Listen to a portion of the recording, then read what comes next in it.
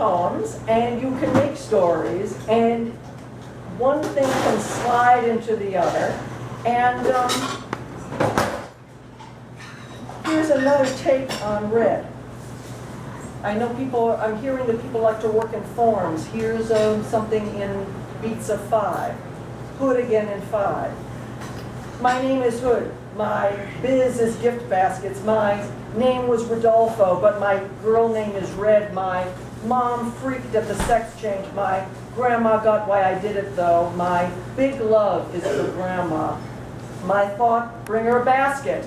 My Metro card expired though, so my way to grandma is with my feet along the street.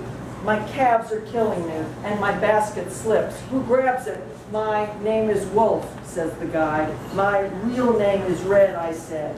What is mine became his. I like it. Oh my.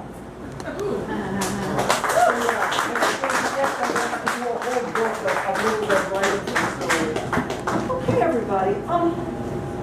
I want to share a little bit what my experience has been with formal poetry, which I hated for a really, really long time. I made free verse for years until I met Carolyn Wright, who is a Seattle poet, and you're going to be able to see her poems on the bus, because she's one of the winners of that contest. And she'll be here too in about a month. Oh, you got to check her out. She's amazing. She's a teacher out of the Whidbey Island MFA program, and I've got some of my Whidbey people are here.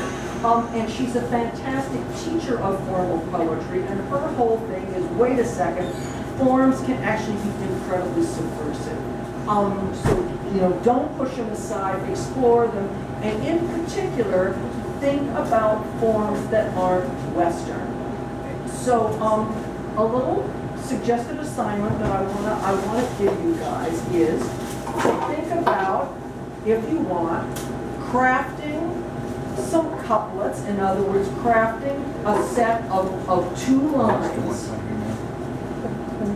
And the second line is going to end with the word Everett.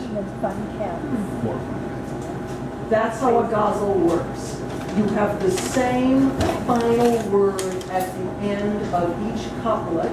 You can go as long as you want. The lines can be as long as they want. And actually, the Arab brigand poets who were making poetry way before the advent of Islam said, we want poems that are like a huge string of pearls, and each couplet is something separate. So that's why this could actually be kind of a group effort. So, for example, the opening of a ghazal has to have the word that your key word in both the first line and in the last line. So here's a possible opening. Everett, Ballard Baker's Lil and Lou explained with their hands in the flour. That's the first line of the couplet. The Norwegians bake hardcore old country pie crusts in Everett. Okay, so there's the couplet. You can have some alliteration in those lines if you want. But so let's, if you want to, please make some, message them to our guy Dwayne, and he will post it.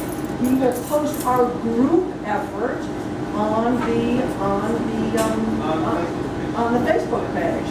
So please think about doing that. And just to give you a little bit of a kind of taste of how a ghazal might sound, here I am doing the thing my husband said, don't do this. Don't mess around looking for your poems. Well, I'm older than him, thanks. That's not helpful. But I knew you were trying to be helpful. Here it is. Okay. This is called Ghazal on the Unacceptable. And I seem to be a little bit of a dirty mode. It's all you young people, it's your fault. I appreciate it. So this is Ghazal on the Unacceptable. Which unacceptable poet, Thomas or Cummings, pissed in the potted plants on the Rogers penthouse patio? My mom couldn't remember. So unacceptable. Joan had the biggest tits I'd ever seen on an airline heiress, and she kept on visibly adjusting them. But her boyish boyfriend was unemployed. Unacceptable. In the 90s, Sue did coke and brunched at my place constantly. She left teeth marks in my Vermont cheddar cheese. Found that in the fridge, but no glow. Unacceptable. Cass got caught masturbating one time by the housekeepers. She was staying at Sven's apartment. The cleaners came in as she came on top of a washer. Unacceptable. Now she fantasizes she was walked by workers in her final jerks of jouissance. A brace of plumbers, porters, doormen, all observed the orgasm. Acceptable?